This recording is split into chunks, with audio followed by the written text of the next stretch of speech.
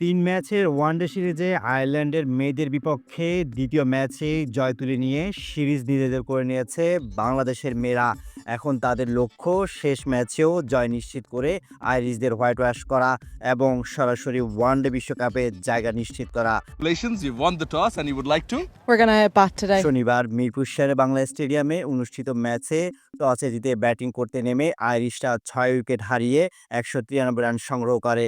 দলের পক্ষে সর্বোচ্চ ৬৮ রান করেন অ্যামি হ্যান্টার। বাংলাদেশের বোলারদের নিয়ন্ত্রিত বোলিংয়ে রান সংগ্রহ করতে হিমশিম খায় আইরিশ ব্যাটাররা। ১৯৪ রানের লক্ষ্য নিয়ে ব্যাটিং নেমে শুরুতে ধাক্কা খায় বাংলাদেশ। উদ্বোধনী জুটিতে মাত্র ১৫ রান তুলতেই মুর্শিদা খাতুনের ৬ রানে বিদায় নেন।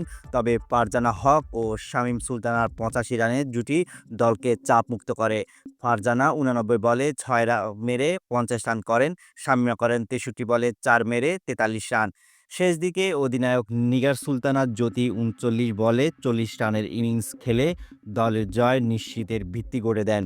শেষ দিকে স্বর্ণা আক্তার ২৯ ও ফাহিমা খাতুন ৪ রান করে অপরাজিত থেকে দলকে ৫ উইকেটে ও ৩৭ বল হাতে রেখে জয়ের বন্দরে পৌঁছে দেন। এর আগে ব্যাটিংয়ে নেমে চতুর্থ ওভারে ওপেনার সারা প্রোভসকে ফিরিয়ে দেন নাহিদ আক্তার। এরপর গ্যাবি লুইসও সুবিধা করতে পারেননি। তবে তৃতীয় উইকেটে অ্যামি হ্যান্টার ও অরলা প্রেন্ডাগাস্টের ৯১ রানের জুটি আইরিশদের ইনিংসকে মজবুত করার চেষ্টা করে। অরলা ৩৭ রান করে রান আউট হন। অ্যামি হ্যান্টার শেষ পর্যন্ত ৮৮ বলে ৬৮ রান করেন। বাংলাদেশের বোলারদের মধ্যে সুলতানা ২ উইকেট নেন, নাহিদ ও স্বর্ণা আক্তার পান ১টি করে উইকেট। এই জয়ের ফলে ৩ ম্যাচের সিরিজে ২-০ ব্যবধানে এগিয়ে গেছে বাংলাদেশ।